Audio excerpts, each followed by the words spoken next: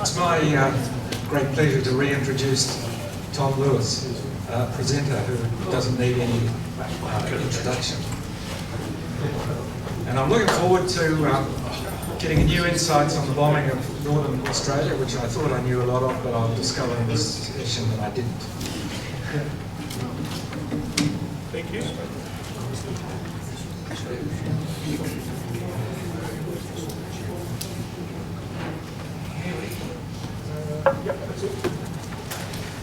So, World War II aircraft warfare across Northern Australia. We touched on it briefly today, so this is a look at some detail, maybe a few stories you didn't know. The sources are generally in these books here, so I've been researching into this area for 35 years. Carrier attack, if you're interested in the first raid, is about that thick. It details all the myths of the first raid. It's out of print, but you can find it in libraries and things like that. Here we go with some stories you might not have heard, and a few you have. So you're obviously familiar with World War II. Pearl Harbor happens, and Pearl Harbor is often compared to that first Darwin raid. One of the things that drove me mad, and still does about some politicians, is they insist on saying, well, more bombs dropped on Darwin than Pearl Harbor. And I sort of, look, if you compared it to, say, Nagasaki, that only got one. It's the same sort of thing. The tonnage of bombs dropped on Pearl Harbor is greater, but there were smaller bombs dropped on Darwin and no torpedoes. So there's some interesting stats going to come out of it. So Japan had taken a good look at Asia and the empire they wanted to conquer. Important to realise that Pearl Harbor was not the only attack on Asia on that day.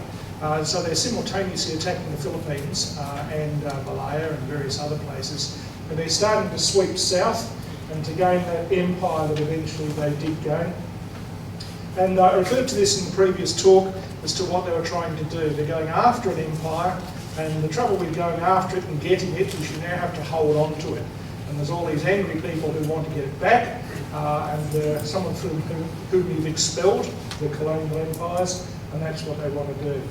I used that slide before saying using Australia as a base is a great idea. So three-pronged sweep up towards the home islands. Remarkable how well the Japanese fought, and it took 3 years to get there.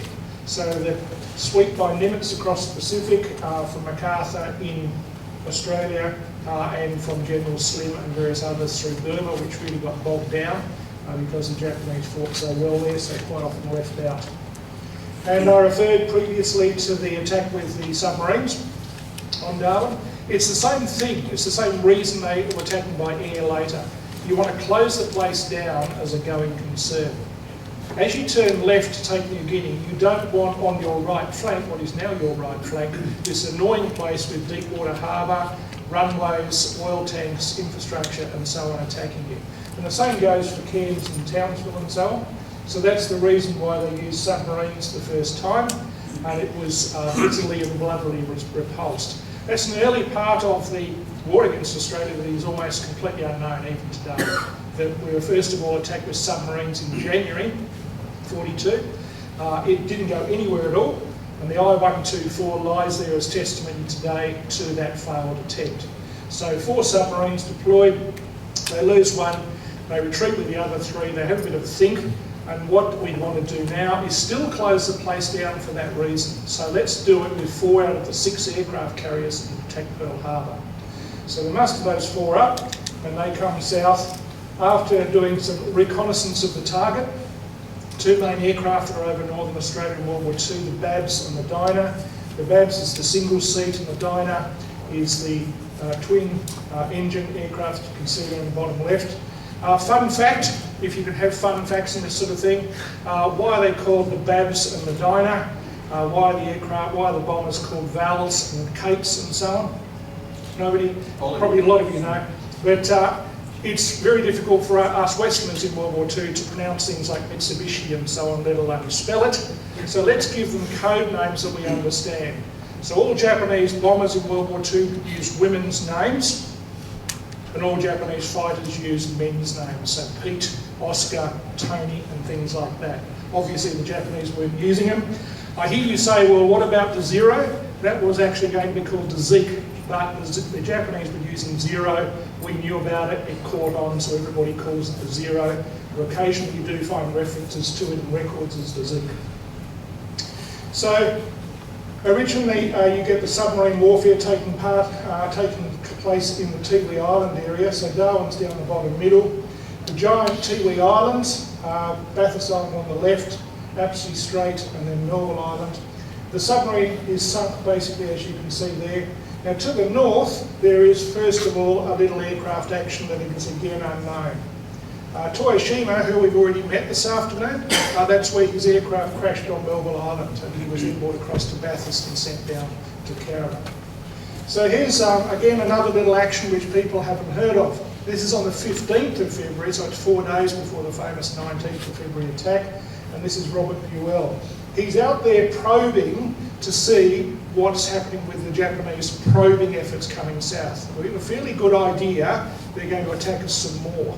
They'd already done it with submarines. Are they going to try again, etc.? Let's keep looking and so on. And his misfortune was to meet this Mavis flying boat here in that area you can see with the red diamond. They attacked each other, they shot each other down. Neither aircraft has been found. Interestingly, all but one of the crew of the Mavis wandered around the Tiwi Islands for about 10 days before they were captured and sent south following Toyoshima. So again, it's another little piece of Japanese history that we don't know about. In fact, most of that crew died in the breakout that we've heard Matt McLaughlin this afternoon, and they're buried in the Japanese war cemetery there. So nobody's ever found Robert Buell, and very few people know his name. So here's the protection set up for Darwin. Darwin was pretty well protected by 6-inch guns, naval guns mounted on shore sites. There were 2 9.2-inch guns as well with a range of 27 kilometres. However, they weren't finished. The 6-inch guns have a range of 15 kilometres. Now, as you can see, the place is pretty well defended. Also had anti-aircraft guns and so on. The trouble with the shore-based 6-inch guns is they're anti-ship. And so they're for use against cruisers, battleships and things like that. And the Japanese, when they come, are coming by air, so they're no use whatsoever.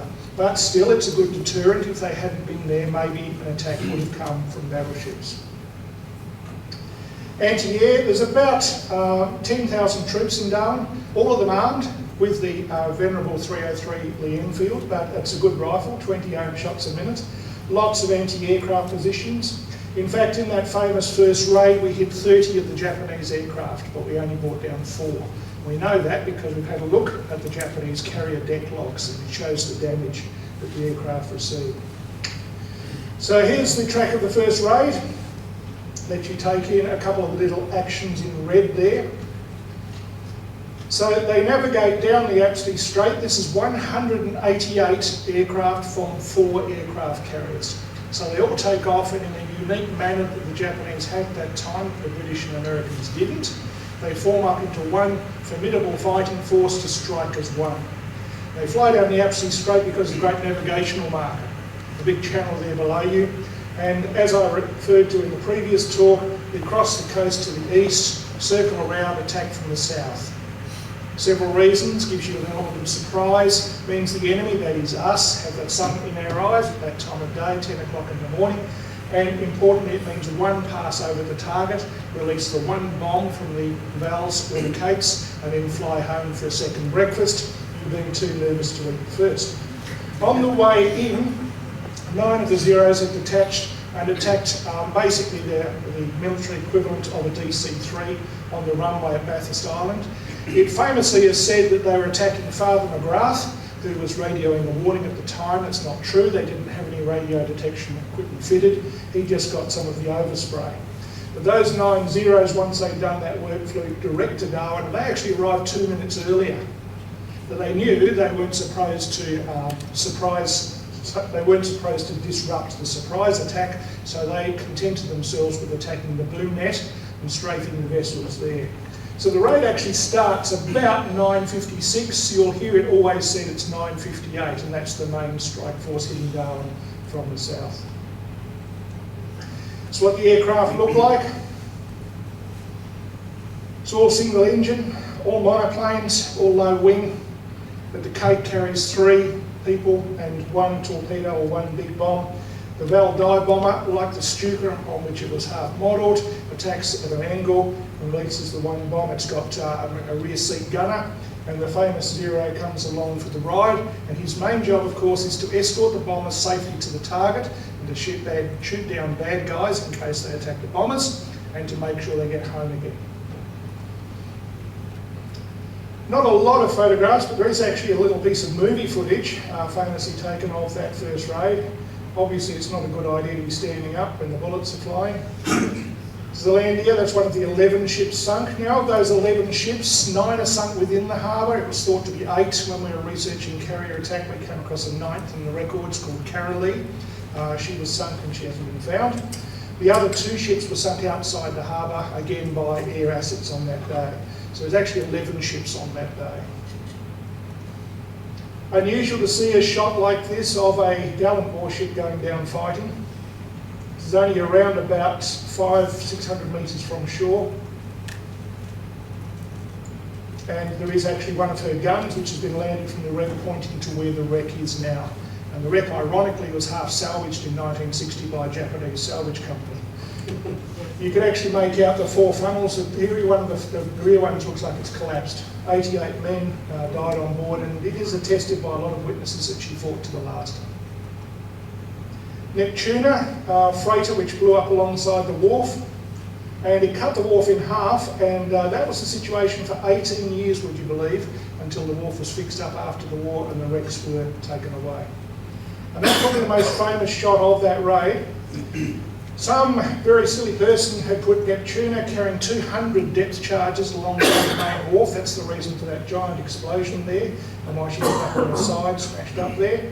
There's a dry dock there. You can see that squarish looking thing. And that, strangely enough, is the Deloraine. She was unable to move because she was having her boilers cleaned on the morning. That's the ship that sunk the submarine outside the harbour. And she survived to carry out operations in the rest of the war. Second raid comes in about an hour and a quarter afterwards, hour and 3/4, depending on who you listen to. This time it's 54 land-based twin-engine bombers, no fighter escort. They came over to lay their bombs on their main runways. You can see in that rather unique photograph there, and flew away again. And by this time, of course, it's to be forgiven for people thinking the amphibious assault will be next. So there was a degree of panic in Darwin, not as great as some writers would have you believe. Everybody did pretty well, but you're starting to wonder what's going to happen after this. So there's the essential stats. This one here has annoyed about half a dozen of us who've been researching into the Darwin area for about 3 decades now, as to how many people actually died. And we're pretty happy that it's 236, if I can use that expression. We're pretty happy that's accurate. There's a big argument over number 236 was an Aboriginal fellow who was thought to be out of town, but then we found some records that indicated he had died and been buried and so on. So 9 out of the 10 Kitty Hawk fighters that were always there by mistake on the day, they were going to Java and turned back to refuel and have another go, were shot down. 1 pilot fled, and 4 out of those 9 had pilots that died.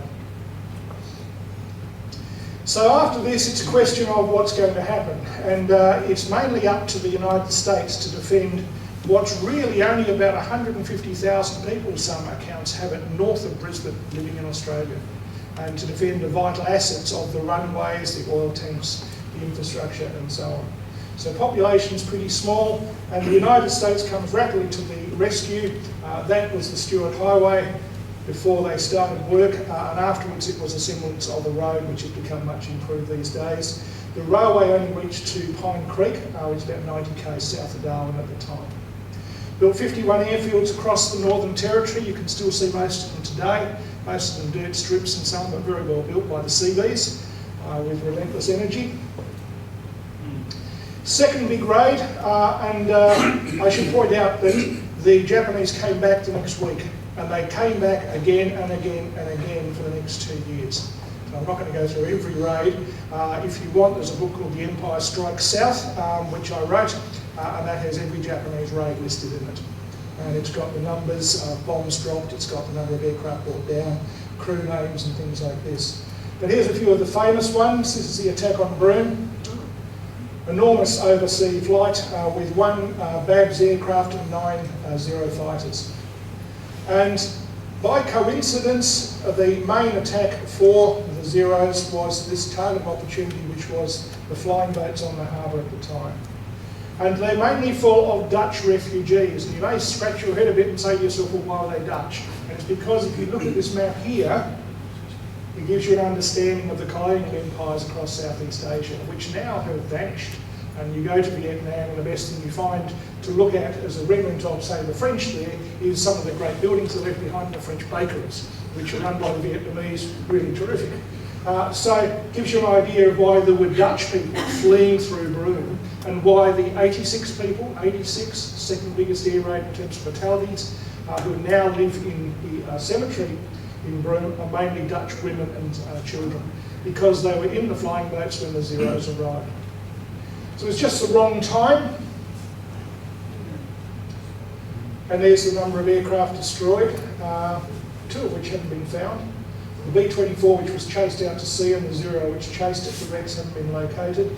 But if you do go to Broome on a cruise liner, for example, you can see things like this, which is the wreckage of the flying boat, which still remains there today. And at low tide, all the water disappears, and you can see quite well the remains of Dorniers, Catalonias, and so on. It's a pretty sad sight. So, moving back to the Northern Territory, because the Northern Territory is where most of the action gets concentrated. So, here's the interesting thing. The defence of Northern Australia is being flown by Americans, and therefore you find Strauss Airstrip, for example, named after a bloke who died, and you find photographs like that of the Americans defending Northern Australia. It's a very strange scene, and a very strange place they found themselves in. If you have a read of some of their diaries and things like that, they were pretty disgusting about being there. It was hot, it was horrible, there were no women, it was very far away from civilization. They couldn't leave. That's the officers' club. So, yeah. This is the furthest inland penetration raid we have in Australian history. This is the raid on Katherine. Again, this was a surprise raid. We didn't have fighters in the right place at the right time for various reasons. It wasn't that effective. It's not a great idea bombing runways, because the bad guys, in that case us, fill them up very rapidly, as was the case in the Falklands, for example. But anyway, the Japanese did this. Very nice, accurate raid. They actually flew twice over the target and released a balloon to test the wind before they actually released the bombs. So they're pretty confident of a lack of defence. This is the bomber that does all the damage. And this is pretty much the main bomber that struck Northern Australia in World War II, famously called the Betty, with that Hinamaru, which made a great aiming mark in the back of the fuselage there. It's strong, fast, light, carries a lot of bombs, good range, matched up with the Zero, which is also a terrific aircraft. And there's one of the last Zero pilots alive. A few years ago when I was in Japan, and he actually flew on the Pearl Harbor and the Darwin roads. He's not with us anymore. So, quick comparison of the two. And one of the things that interested me was how did the Kitty Hawk stack up against the Zero? It's popularly supposed that it was no match whatsoever, but it is. If you get high with the Kitty Hawk, you stand a chance. And it has a number of factors that get it home when the Zero doesn't get home. It's a tough aircraft.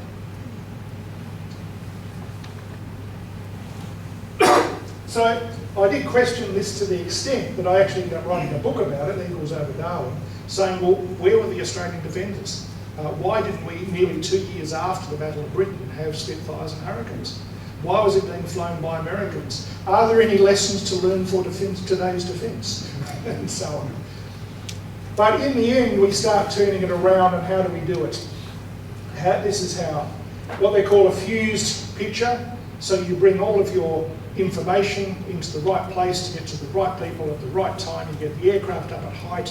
When the Japanese start turning it around and bombing at night, you bring in searchlights. You put in radar and radio and so on, and you have your people in the right place at the right time to shoot him down before he hits the target.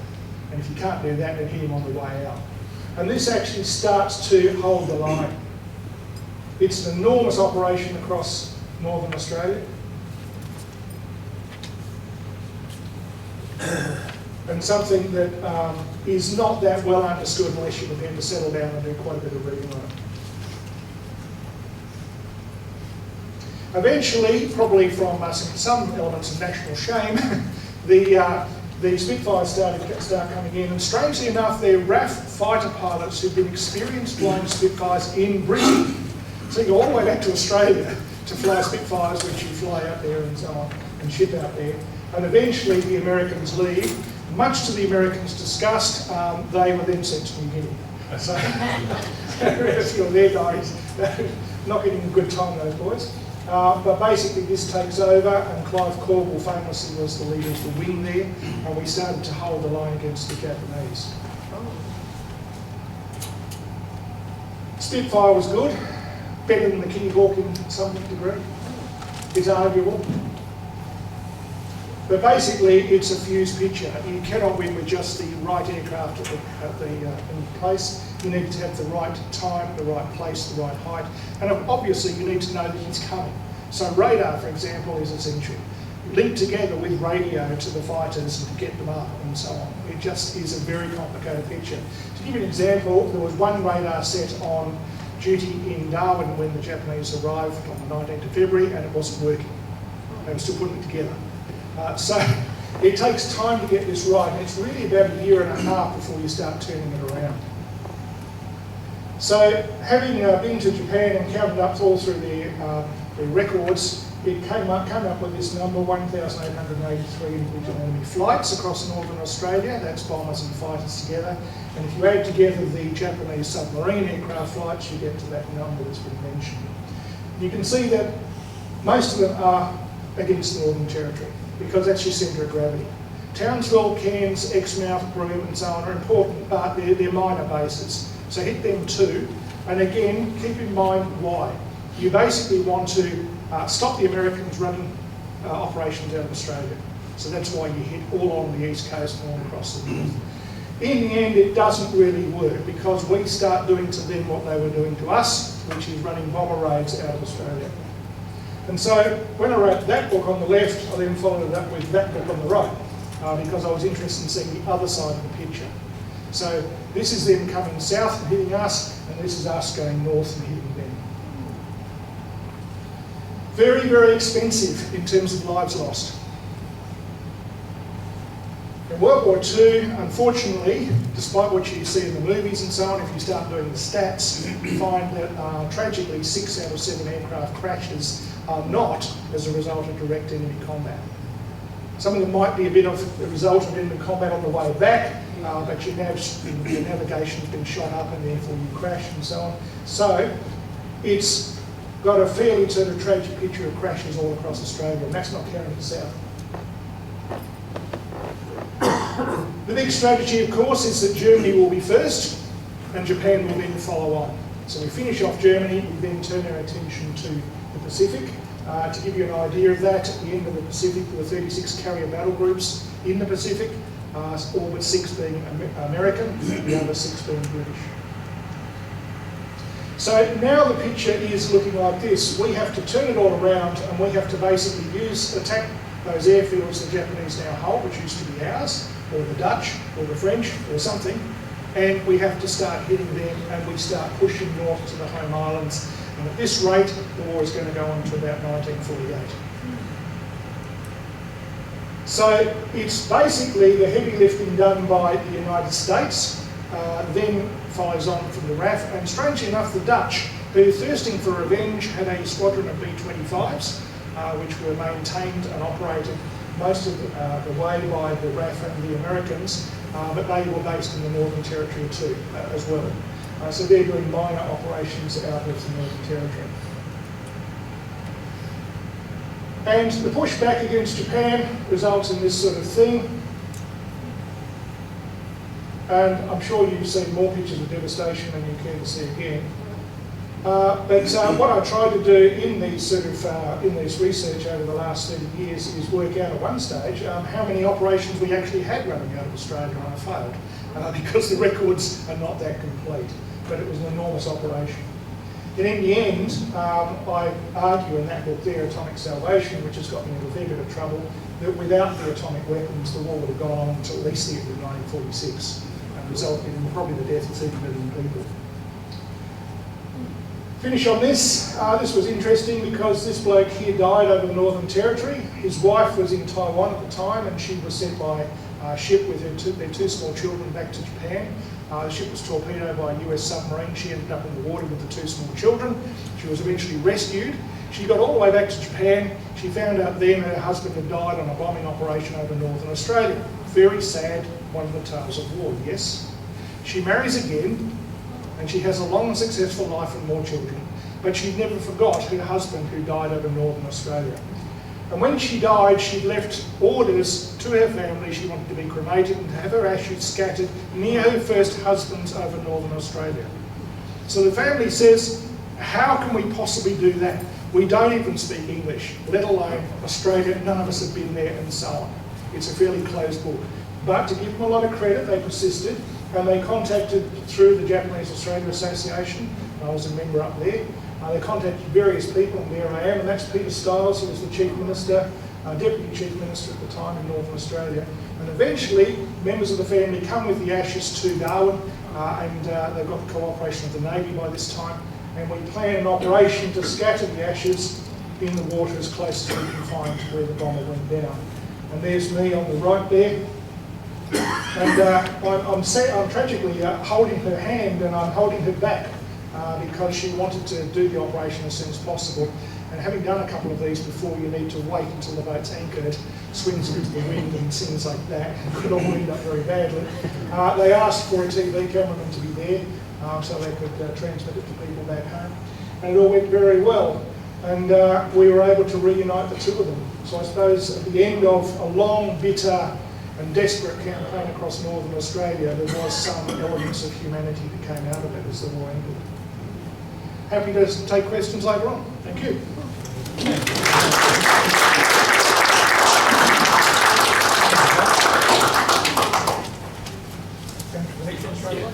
Yes. Yes, I forgot to say that we'll have questions after both speakers.